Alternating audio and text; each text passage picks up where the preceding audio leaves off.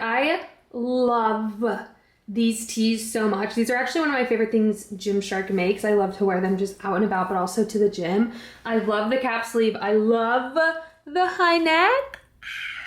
Love these. So I'm wearing this. I am wearing the new leggings. They're like the lifting essentials. They feel like the everyday seamless legging, but they have this cool new logo on it. And I'm wearing the Elevate bra underneath, which I love so much. So you'll see that at the gym.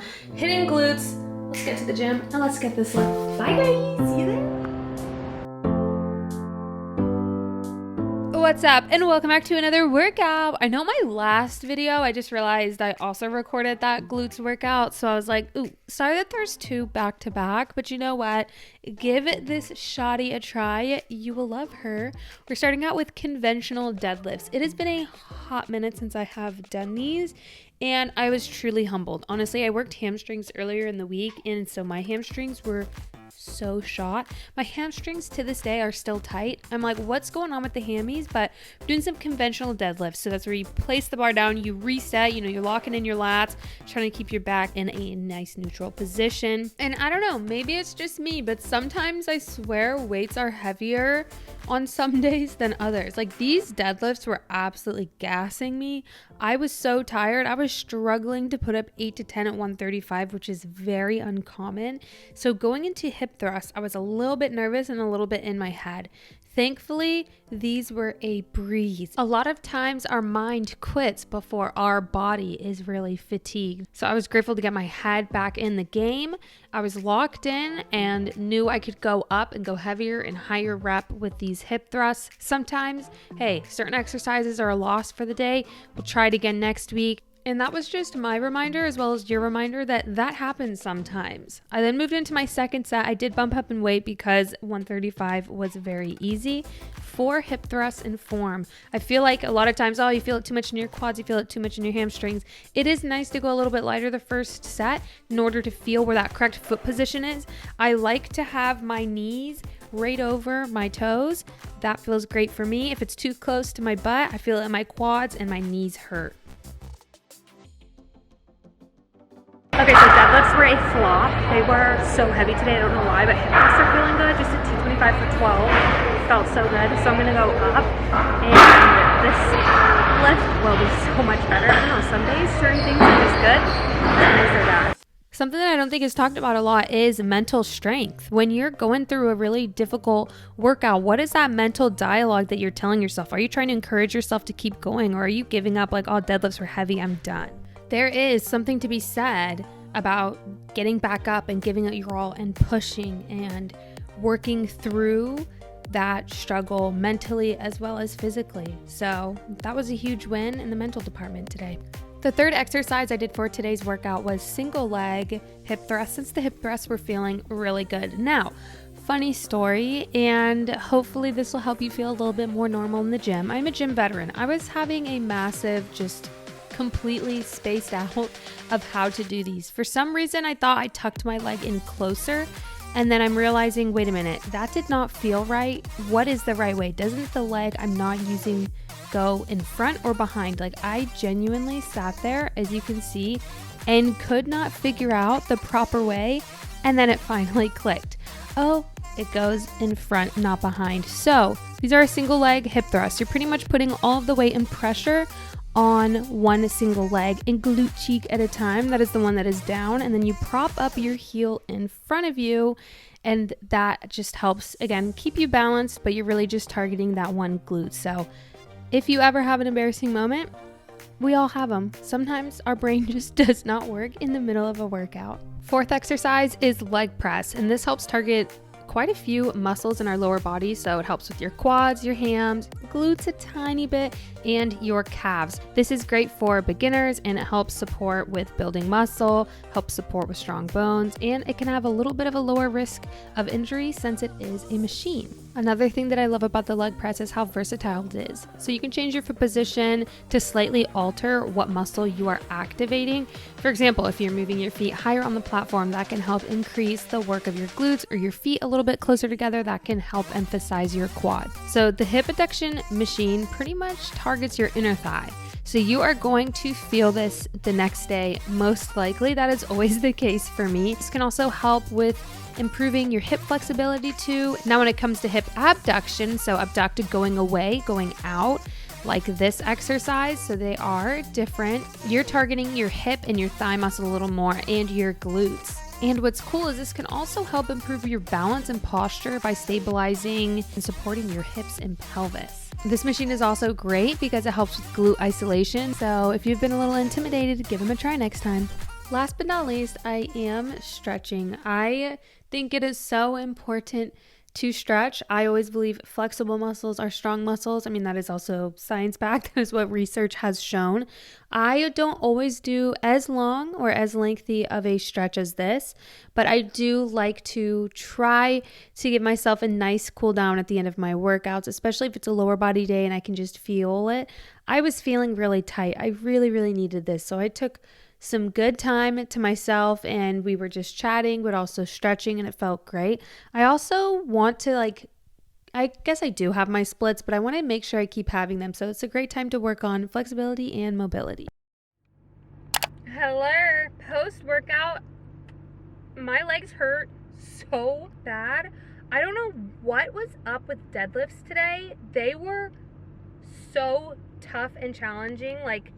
Everything is just moving so slow. So we ended up moving to hip thrusts, and hip thrusts were significantly better. Nonetheless, it was a good workout. So let's head home, let's eat, and get on with the day.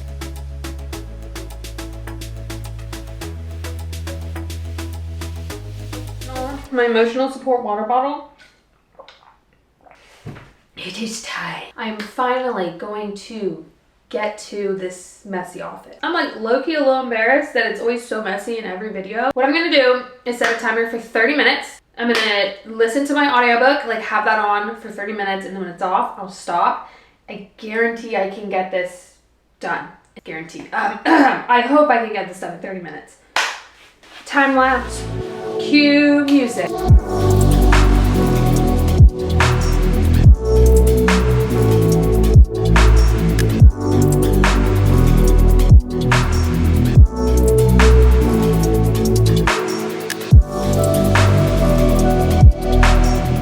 Okay, so this is where we're at for the shelves. I did some styling here, and then also there are some work items tucked away here. I think I'm at a pretty good stopping point. I still have more I need to do, but I think this looks a lot better. A lot of my office supplies are in there, and extra camera equipment and chargers, and some extra equipment is here. Looking so good. Hooray!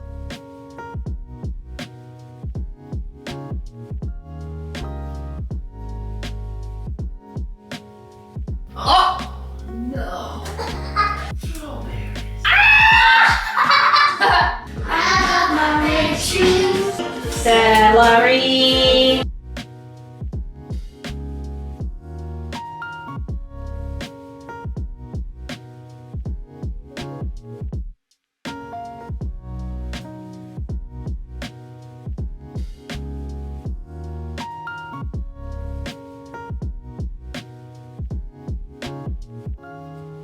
Good morning. It's a little bit of a busy day, so I don't have time to go to the gym and do a full workout, which I'm a little bit bummed about, but something's better than nothing, so I've got a little running fit on. I'm gonna go run probably 2 miles, trying to just do 20, 25 minutes, and I'm also gonna listen to an audiobook, so let's have some fun.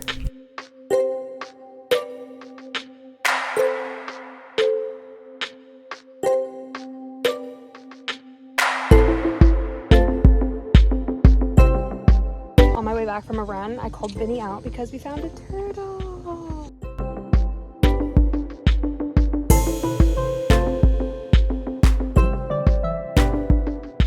Oh my gosh, look at how cute these cups are. These are always a crowd pleaser. If you are into entertaining, Darian and I are very into hosting. I think we host 2 to 3 things a week because Vinny always wants friends over. We love it. I just had a girls' night last night. Sunday we had people over after doing the whole hurricane cleanup, and we're gonna do hurricane cleanup again this weekend, just helping out locally. So yeah, that was a really crazy experience, honestly. It is devastating walking into some of these communities where people have lost everything. And it's probably gonna take a little while until things are looking a little bit more up. So I've loved seeing the community come through and pull together, and I hope everyone is faring well. My heart. Nonetheless, it is time to make breakfast, and I'm going to be making my secret family recipe of crepes. Now, here's the thing. There's one crepe, and that crepe is my crepe. This, to me, is the only way to eat a crepe, the only way to make a crepe. I've tried so many other crepes and they just don't hit like this. I think because it's also part of the nostalgia. Like, this is what I ate growing up. You know, it's just like a nostalgic flavor. It's like, this is the crepe. So we're just making half a batch. Also, is this the most optimal? No, it really isn't. But you know what? I'm eating it anyway. And like, question for you, do you have a taste of childhood? Like, if I were to tell you what my childhood tastes like, it would be these crepes. They are so delicious and just everything perfect that I like in life.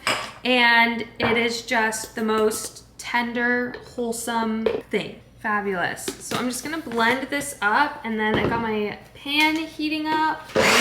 Making crepes is also an art because, again, I'm very picky with the way that I eat them. I know people love Nutella, they love strawberries, flavored crepe. To me, butter and powdered sugar. So I have to get everything set up, so as soon as it comes off, I butter it, I put the powdered sugar on, and I eat it as it burns my mouth.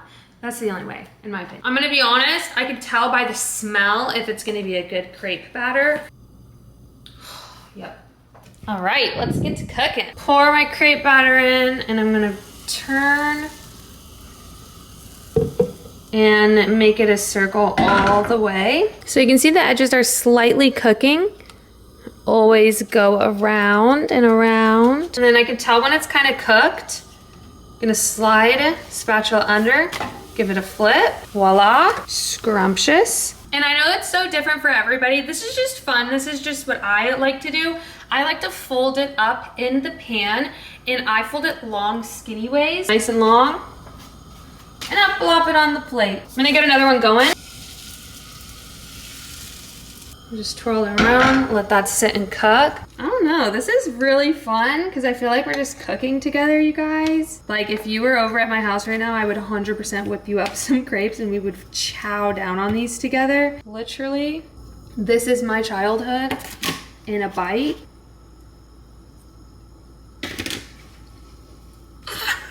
It's so good. Oh my gosh, it has no business being so good. You have to eat them hot, like, you can't let them sit.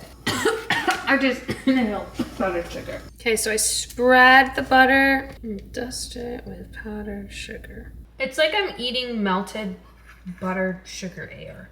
Like, it's, I don't know, it's so heavenly in my opinion. Brings me so much joy.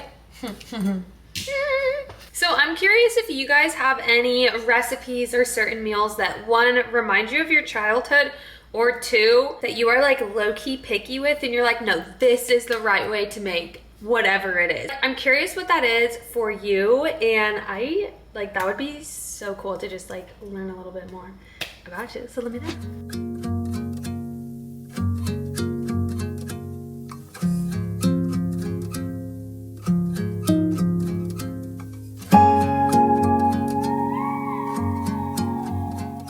So I wanted to show you, this is what it looks like all boarded up. Like, every window and thing has these on them. But check this tree out. It's like very squishy here. So grateful it held through. Hey guys, I came outside to film because it is quite literally pitch black in our house right now because we have all of the shutters up. That was quite literally such an insane experience, especially coming off the back of Helene. Darian and I have done a bunch of just hurricane cleanup for Helene, and then to now have Milton, it's like, it was wild back to back. And I'm not gonna lie, the past week has been so anxiety filled. So I vlogged all of that up until, I think it was like Saturday was the last day I vlogged, because I wanted to upload that Saturday or Monday. But honestly, you guys, I've been so anxious and just very, very busy preparing for everything, because hurricane prep is no joke, especially because it was supposed to come head on. So we were prepping everything. We were making plans to evacuate. It was like there was a lot going on with that. And Darian was working during all of this, which I feel so bad. Like anybody who's working and also has to do hurricane prep, it is so difficult. Like Darian came home at like 7:30 because he worked at 12, put up the shutters. Like we had friends come and help us, but the neighborhood's been so incredible. This is the first time we've ever felt like so in part of a community. This is what I've always dreamed of having and wanting, and just feel like I belong. And I feel so close with all of our neighbors. Like all the neighborhood kids have been out and we've all just been talking about this, like plans if people need anything, you know, everybody getting the storm shutters up. It's just insane. So yeah, our whole house is boarded up like this. So every opening, and it is pitch black inside. So that's why I am out on the patio, and the patio is fully cleared because everything we moved into the garage. So it has taken a long time to break stuff down, put it in the garage, move the cars around, make sure everything fits that's outside, pull stuff inside. Also want to clean your entire house before a storm because we were planning on not having power for up to 10 days, maybe even more. So we had the whole house cleaned. Like I was working on cleaning it, finishing all the laundry, making sure all the dishes are done, food storage, waters, freezing water bottles, like filling up bathtubs full of water and extra bins, like just really going all out on prep. And honestly, we are very fortunate that we did not get hit as hard as was initially anticipated. This storm did end up going south of us, so we really were just hit with like 70-80 mile per hour winds for the hurricane, which is a lot better considering what it could have been. We also don't live in an evacuation or a flood zone. Like there are different evacuation zones and different flood zones. So like according to that, like that's how they evacuate you. It's like zones A through D evacuate. And then, you know, it's like up to you if you want to evacuate if you're in the other zone. We are like miles inland compared to even the last evac zone. So we're not in an evac zone, we're not in a flood zone. But a lot of the anxiety also came from, do we evacuate? Do we stay? How serious is this? Like what should we do? And it was just crazy. And there's actually a lot that goes into evacuating. Obviously, like if you're in an evac zone, like we would have hightailed out of here early, like Saturday, Sunday. But like not being in an evacuation zone, it's still one of those things where it's like, ooh, should we evacuate? Should we stay? And it's just something like talking to a lot of people and doing a ton of research. And it's like all the meteorologists, like you're like this with them. Like everybody has their favorite meteorologists. They're like, oh, did you see what Dennis is saying? Dennis. And it's like, I don't know, it's really fun. Like everybody makes it fun, especially because like this is our first big one. We've already had 2 this year, but this one was like literally coming straight for us. So definitely we're a little bit more nervous about that, but we got really, really lucky. And I know a lot of people have not been as fortunate, which is really, really sad. Like this is a devastating time. We really do love where we live, and we want to give back and make this as great of a community as we possibly can. I think Vinny's trying to sneak through this sliding door. Hey Vinny, it's blocked off. What? So why is every time that we pass Amelia and Eliza's house? Playing with lots of neighbors, huh? And So lizards didn't die. we are really lucky though because we didn't have any severe damage, like no flooding or anything. Houses out here are built to like withstand Category 5 hurricanes, and these help with like the debris. So if anything like hits the window, this is again another barrier, even though the windows themselves can withstand wind and everything. I've been very, very stressed and very anxious for a long time, and my health, obviously I haven't been able to work out. My stress levels are extremely high. I've been eating a ton of comfort food. I've been stress baking. Like I made banana bread, I made pumpkin bread. I've been making crepes every single morning and like lots of pancakes. Like I'm just stressed.